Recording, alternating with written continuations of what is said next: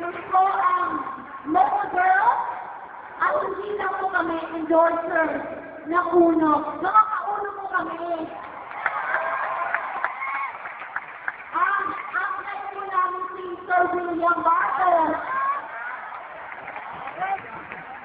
Pero ako po sa patuloy, siyempre gusto po na namin ipakilala ang bawat isa dito sa Mocha Girl.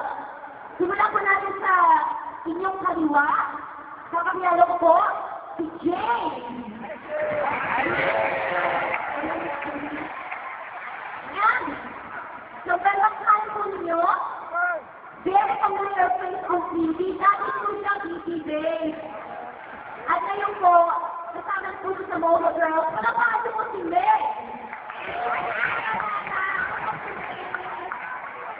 At siyempre po ako uno, ako po si Mocha. Alam po ninyo, natutuwa po kami dahil sobrang dami na po ang narating na uno. 3 years ka lang po, pero nakaalat ako na yung kayo.